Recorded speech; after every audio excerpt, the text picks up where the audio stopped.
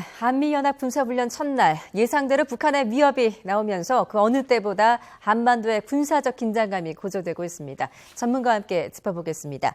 김주환 YTN 정치안보 전문기자, 한국 국방안보 포럼 연구위원 나오셨습니다. 안녕하세요. 예, 안녕하십니까. 예, 키 리졸브와 독수리 연습, 어떤 훈련 기간과 방식이 좀 다른 걸로 알려져 있는데 어떻게 좀 다른가요? 두 가지를 볼 수 있죠. 일단 규모면에서 역대 최대 규모다.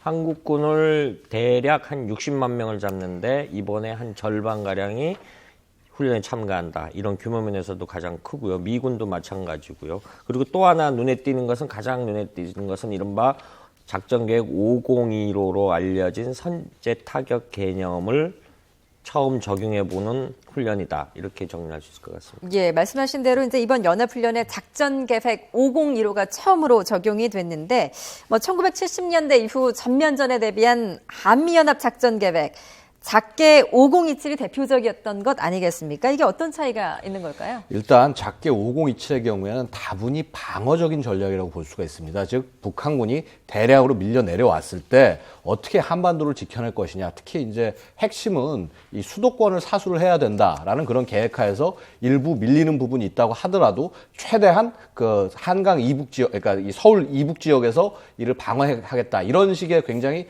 다분히 방어적인 그런 전략이었습니다. 그러나 이제 그 안보 상황이 바뀌었습니다. 북한의 그 재래 병력에 의한 그 전면전 침투 위협보다는 사실은 지금 북한의 핵이라든가 미사일, 장사정포 등 다양한 비대칭 위협들이 증가하는 상황에서 만약에 북한의 핵이 대한민국에 떨어졌을 때는 더 이상 회복할 수 없는 그런 피해를 입을 수가 있기 때문에 이를 사전에 제거한다라고 해서 다분히 선제적이고도 예방적인 방어 계획으로 전환하게 된 것입니다. 예. 근본적으로 방어 계획이라는 것에는 변함이 없으나 매우 공세적인 방어 계획으로 전환을 했으며 이에 대해서 북한은 사실 이제 방어 계획 자체가 별로 완벽하지 않은 게 북한입니다. 그래서 북한 경우에 상당히 지금 아마도 이 당황을 하고 있고 특히 예. 어떤 식으로 이런 부분들을 방어 계획을 세워 나가야 될지 아마도 많은 고심에 빠져 있을 가능성이 높습니다. 예, 그러니까 선제 타격의 개념이 지금 들어갔다는 건데 좀 암호와 같은 숫자들도 좀 궁금합니다. 502로 어떤 의미가 담겨 있는 겁니까? 저희가 아마 그래픽이 준비된 거로 아는데 이제 한미가 공동으로 해서 50 이제 미태평양 함대 사령부가 하는데 이번엔 이제 2015년도 과거에 양욱 의원께서 말씀하신 5029, 5027 이런 작전 개념이 있었습니다만 1호라는 물음은 저 때가 우리가 그 과거 노무현 정부 때 이제 전시작권 전환을 하겠다라고 했는데 저 해에 다시 연기를 시켰었습니까? 여러 가지 우리가 준비가 불충분하기 때문에 그런데 그 해에 작전 계획을 수립했다. 그러니 50이 붙었다라는 의미는요. 미국이 세계 최강국인 미국이 군사적 개념을 인정을 했다 이런 의미로 받아들이면 되겠습니다. 예. 작전 계획은 이제 오플란이라 그래가지고 오퍼레이션 플랜 평소에 작전 계획 개념이 있고요. 그 다음에 개념 계획인 콤플랜이라는 말도 있습니다. 컨셉 플랜이라 그래가지고 하고 이런 것들이 다 한꺼번에 어우러져서 굉장히 이번 선제적으로 대응을 하는데 두 가지 기준이 있습니다. 자, 선제 타격의 기준이 우리가 북한의 군사 목표물을 정리하는 게 북한이 가장 우상시하는 게 최고 전원 동상들입니다. 예. 북한 전역이 한 700여 곳에 있다라고 하거든요. 이런 것도 굉장히 만약에 북한이 어떤 전쟁 준비를 상황화를 해서 이런 것들을 선제 타격해도 북한군의 심리적 위축은 우리가 상상할 수 있는 것보다 훨씬 크다. 그래서 이런 부분도 다 선제 타격 범위에 들어가 있는 거로 이렇게 전해지고 있습니다. 예, 특히 이제 작게 그 5015의 핵심인 4D 작전도 선보인다고 하는데 예. 이건 어떤 작전이죠? 사실 이제 아마 이 얘기를 많이 들어보셨을 겁니다. 예. 킬체인이나 KAMD라는 말씀 많이 들어보셨죠. 킬체인이라는 것은 이제 예를 들어서 북한이 미사일이나 이런 것들을 발사하기 직전에 이를 원점에서 타격하는 것이고 그 KAMD는 혹시라도 그 원점 타격이 실패해서 빠져나가는 부분이 있을 때 이를 공중에서 막겠다는 것입니다. 그런데 이것이 이제 우리 군의 독자 계획이었고 이것을 한미 연합으로 해서 같이 진행하는 과정에서 이 4D라는 개념이 나온 것입니다. 그래서 보면 4D에서 처음에 D는 detect, 그러니까 일단 탐지를 해야 되는 겁니다. 북한의 네. 어떤 이상 징후, 미사일 발사 징후나 혹은 이런 원점들을 탐지하는 것이 우선이고요. 그 다음에 disrupt, 이건 교란인데 뭐냐 하면은 그 적의 지휘 체계라든가 이런 부분들을 마비시키는 이런 것을 이제 얘기를 합니다. 그 다음에 파괴, destroy, 이거는 바로 그 원점을 파괴하는 그러한 행위들을 가리키는 것이고, 디펜스라는 것은 그 결국 이렇게 그 발사돼서 공중으로 날아오는 미사일을 공중에서 이렇게 제어하는 소위 미사일 방어와 같은 그런 개념들을 포함을 하는 것입니다. 그래서 이것을 미국에서는 동맹의 그 미사일 방어 작전 이렇게 표현을 하고 있는데, 예. 즉 이런 비대칭 위협에 대응을 해서 얼만큼 그 효율적으로 이 대한민국 한반도를 방어해낼 것인가, 이런 부분이 한미 연합 차원에서 구체화되고 있다. 그리고 이런 4D 작전 계획이 이번 이 연합훈련을 통해서 좀 더 구체화되고 실질적으로 검증이 될 것이다. 이렇게 보시면 되겠습니다. 예, 이른바 선제 공격의 의미가 이제 담겨 있는 것인데요. 예. 이번 4개 501호 이제 한미 양국 최정예 특수부대를 투입해서 이른바 참수작전, 김정은 그 지도부를 타겟으로 삼는 거랄까요? 참수작전도 이번에 도입이 됐죠? 그렇게 한다라고 이제 군당군 공식으로 한 번 더 확인하는데, 여러 가지 경로로 보면은 한반도에 전개되는 미군 주요 특수병력이라든가 보면은 그 얘기했죠. 사실은 참수란 단어가 굉장히 좀 방송용으로는 좀 부적절한 용어긴 사실입니다. 그런데 지금 굉장히 많이 사용하기 때문에 일반화 되다시피 했는데, 쉽게 말해서 중동의 IS 지도부나 알카에다 지도부를 처형할 때, 제거를 할 때 드론이라든가 이런 걸 띄워가지고 특수부대가 밤에 들어가서 공중에 있다가 이렇게 갑자기 기습 공격을 해가지고 파괴시키거나 이런 외신들을 뉴스를 많이 보았을 겁니다. 그런 개념의 확장판이다, 이렇게 보면 되겠습니다. 그래서 지금 말씀하신 것처럼 4D 개념이 뭐냐면 먼저 이런 징후를 24시간 감시를 하고 있는 거거든요. 감시를 하고 있어서 그 평시에는 우리가 이런 공격을 할 수 없죠. 우리가 굉장히 국제규범을 잘 지킨 나라인데, 그런데 전쟁 501호의 기준점 중에 하나가 북한군이 갖고 있는 이동식 발사대가 60% 이상이 미사일 발사기에서 기립을 이렇게 섰다, TEL이라고 하는데요. 이동을 했다. 이런 걸 다 탐지해서 하면 이건 거의 전면 전쟁 징후로 판단해서, 그때 우리가 이제 이른바 지금 말씀하신 참수작전을 적용하는 그런 단계가 되는 거죠. 예. 참수작전에서 한 가지 말씀을 더 드리면은요, 이것이 단순히 암살을 의미하는 것이 아니라요, 전쟁을 하다 보면 가장 중요한 요소 중에 하나가 적의 리더십을 와해시키는 것입니다. 리더십이 와해가 되면은 전쟁을 쉽게 좀 더 피를 덜 흘리고 승리할 수 있기 때문에, 그래서 이런 개념들은 기존부터 계속적으로 추진돼 왔던 개념들인데, 근데 이제 특히 이 참수라는 얘기가 왜 지금 현장에서 나오냐 하면은 북한이라는 나라가 갖고 있는 특성 때문입니다. 즉, 우리가 알고 있는 민주적 국가처럼 이렇게 정상적인 체제가 아니라 어떻게 보면 왕조 국가와 가까운 체제이기 때문에, 이러한 지금 북한의 핵 발사 권한을 가진 것은 김정은 하나뿐입니다. 결국 그러한 발사 권한을 가진 이 중심 지도부를 타격을 함으로써 이 한반도에서 평화를 이뤄내겠다라는 것이고, 결국 이것은 북한이 우리에 대해서 나쁜 짓을 하지 않는다고 한다면은 검토도 하지 않을 그럴 사안인 것입니다. 그러니까 한마디로 대한민국 자체가 공세적이고 예를 들어서 암살을 원해서 이러는 것이 아니라, 그만큼 북한이 우리에 대해서 말도 안 되는 위협을 가하고 있기 때문에 이런 절박함들이 충분히 반영된 작전 계획이라고 말씀드릴 수가 있습니다. 예, 꼭 김정은의 암살을 의미하는 것은 아니다. 참수라는 말이 말씀하신 대로 좀 방송용으로는 조금 부적합하기 때문에 저희가 이제 김정은 정조준 작전 이렇게 좀 맞습니다. 순화를 해서 표현을 하겠습니다.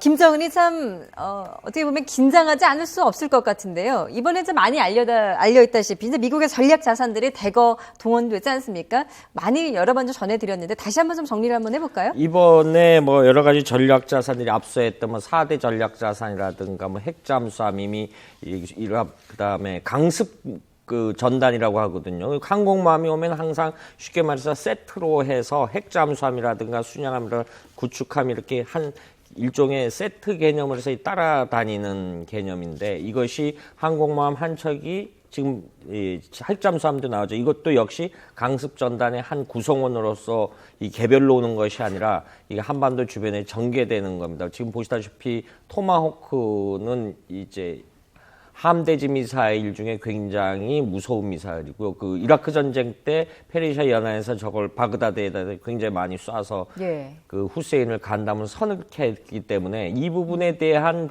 저런 전략자산이 전개되는 것 자체만 해도 북한 지도부가 과거에도 굉장히 알레르기를 보였거든요. 지금도 마찬가지고요. 그래서 이런 지금 말씀하시는 존 스테니스 항공모함이라든가 이런 것들이 항공모함의 전개돼서 작전을 같은 훈련에 이제 임하게 되는 거죠. 예. 이제 특히 보고 있으면 이제 미국이 가진 힘이 바로 이겁니다. 뭐냐면 미국은 상륙 강습 상륙 감습 전단을 9개를 가지고 있고요. 그다음에 항모 전투단을 10개를 보유하고 있습니다. 이게 의미하는 건 뭐냐면 특히 상륙 강습 전단 같은 경우에는 이 병력 자체가 숫자는 한 여단보다 조금 많은 정도 수준이라고 하지만은 이게 예를 들어서 해리어 같은 수직 이착륙기, 전투기까지 포함하고 있는 공지 합동 부대입니다. 이게 사단급 이상의 부대를 9개를 갖다가 동시에 이렇게 그러니까 9개를 바다에 띄워서 운용할 수 있을 그런 능력을 갖고 있는 거고요. 특히 이제 항모 전단 같은 경우에는 이 자체가 예를 들어서 항공기가 뭐 70여 대 가지고 있다라고 하지만 그 중에서 실제 전투 폭격 임무에 사용되는 것은 한 40여 대 정도 됩니다. 하지만 이 40여 대만으로도 충분히 어떤 적의 중심부에 대해서 타격할 수 있는 능력, 어느 나라의 공군기보다 훨씬 더 첨단된 기체를 가지고 있어서 타격할 수 있는 능력을 가지고 있고, 또한 이런 그 항모 강습 전단에 같이 오고 있는 구축함에는 수백여 발의 토마호크 미사일들이 장착이 됩니다. 결국은 이것이 갖고 있는 이 화력 자체가 웬만한 국가, 중소국가의 그 능력을 뛰어넘는 것이기 때문에 결국 한 몇 개의 군단 정도가 실제 와서 작전을 하는 그런 효과가 나온다는 것이죠. 그런 의미에서 항모가 오고 그다음에 강습 전단이 오고 결국 이 어떤 공군 한 나라에 해당하는 공군력과 이 지상군이 온다. 이것 자체가 주는 압박감은 엄청날 수밖에 없다는 것이죠. 예, 그야말로 이제 역대 최대 규모 또 최강이다라는 설명이신데요. 이번 또 한미 해병대 쌍용 훈련 기동 상륙 지원선이 처음으로 투입된다고 하던데 이건 또 어떤 능력을 갖고 있는 겁니까? 이것도 지금 같은 개념인데 미국은 태평양을 건너서 우리가 기존에 전쟁하면 뭐 보급 물자라든가 이렇게 전쟁을 수행하는 데 있어서는 군수, 이른바 로지스틱스가 사실은 가장 중요합니다. 그런데 미국은 사실 미국의 개념으로 보면은 육지를 통해서 보급을 안 해야 되는데 중간 기지, 해상 기지 역할을 하는 굉장히 큰 배가 탄약, 물, 먹을 걸 다 한꺼번에 싣고 이동을 그 목표 지점에 가장 근접해서 보다 작은 개념의 상륙함이란다 이렇게 분배를 하고, 그리고 평소에 이 한반도라든가 이제 전 세계 주둔 미군들은 이제 전쟁 물자를 그 지역에다 이렇게 배치해 놓고 있는 것이 있습니다. 있음에도 불구하고 이번에 저런 상륙 전단이 온다라는 거는 앞서 말씀드린 대로 이 작전계획 501로 유사시에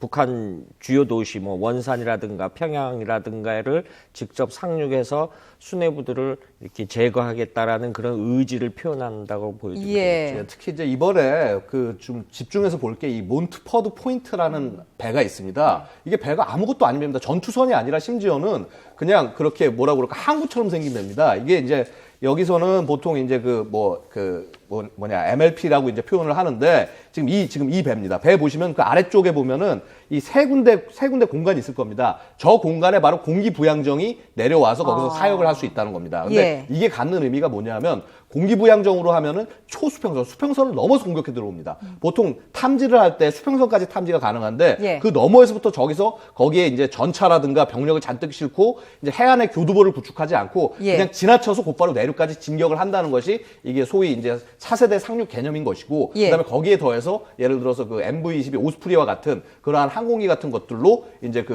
완전히 전략적인 지역까지 이제 들어가서 다 목을 다 차단을 하고 확보를 하고 그렇게 해서 그야말로 단숨에 목표하는 지점까지 수시간 내에 들어가겠다. 이것이 소위 이제 말하는 차세대 상륙 개념입니다. 그리고 저 함이 아까 말씀드렸던 그 몬트퍼드 포인트 함 같은 경우는 2013년에 최초로 실전 배치가 된 겁니다. 그래서 결국 훈련에 본격적으로 투입이 돼서 이 실전을 가정을 해보는 것은 한반도가 최초라고 할 수 있고, 그런 의미에서 최초의 차세대 상륙 작전이 대한민국에서 훈련이 되고 있다. 이렇게 보셔도 되겠습니다. 사실 이번에 미국의 전략 자산이 다 온 건 아닙니다. 언론에 공개 안 된 것 중에 하나가 FPSO라고 쉽게 말해서 떠다니는 정유공장. 지금 이런 전단들이 와도 이른바 그 자체 움직이려면 기름이 있어야 되지 않습니까? 그런데 FPSO라는 우리나라에서도 만들어냈는데 이 배가 굉장히 큰 유조선 자체에서 정유 시설을 합니다. 정유 시설을 해서 항공유를 뽑아낸다든가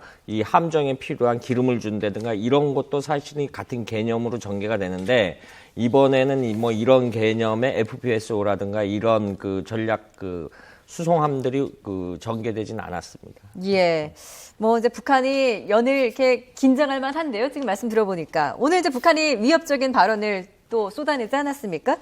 가장 노골적인 핵전쟁 도발로 군사적 대응 조치도 보다 선제적이고 또 공격적인 핵 타격전이 될 것이다라고 이제 북한이 주장을 했습니다. 과거처럼 어떤 미사일 발사를 포함한 추가 도발로 인해서 한미 연합훈련에 맞대응할 가능성 있다고 보십니까? 일단 좀 다른 각도에서 저는 좀 설명을 드리고 싶은데요. 뭐냐면 과거에 작년까지만 해도 북한이 이렇게 한미 군사연습을 하면 이른바 연정군단이라고 전방에 4개 군단이라든가 뒷부분에 후방을 받치는 기동 4개 기동군단이나 노농조기군이라든가 이런 데 비상을 걸었어요. 총동원령을 해서 부대에 배속하게 했어요.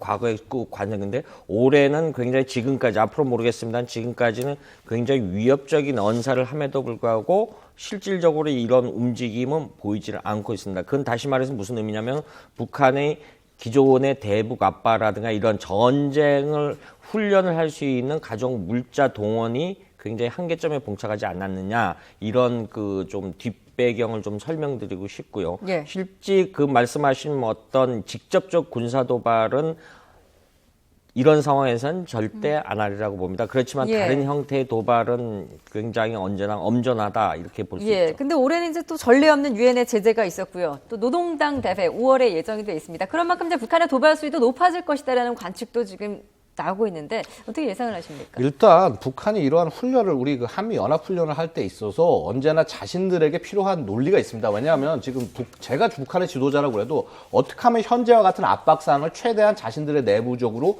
정치적으로 이득이 되게 활용할 것이냐 이런 부분을 쓸 수밖에 없는 것이고 그렇다면 북한이 생각할 수 있는 것은 예를 들어서 한미 연합 훈련이 끝나는 과정에서 예를 들어서 뭔가 자신들도 대대적인 훈련을 한번 하면서 우리의 훈련으로 해서 쟤들을 몰아냈다. 그 어떤 미제를 몰아냈다. 이러한 어떤 정치적인 승리로 포장을 할 그럴 가능성이 높습니다. 그래서 뭐 한미 연합훈련이 끝나는 시기에 맞춰서 뭐 예전에도 그랬지만은 시작할 때 미사일 발사하고 끝날 때 미사일 발사하고 이런 식을 통해서 그 마치 자신들이 이 전반적인 그 상황에서 승리한 것과 같은 포장을 해야만 하기 때문에 특히 이번에는 더욱더 그래야 할 필요가 어느 때보다 높다는 점에서 아마도 조금 어떤 그 대대적인 군사 훈련이나 혹은 뭐 대대적인 뭐 어떤 발사 이런 것들을 통해서 이 체제의 승리를 선전하기 위한 노력은 반드시 하지 않을까 이렇게 예상이 됩니다. 예, 앞으로 북한의 움직임도 예의주시해야 될 것 같습니다. 김주한 YTN 정치안보 전문기자, 양욱 한국국방안보포럼 연구위원이었습니다. 잘 들었습니다.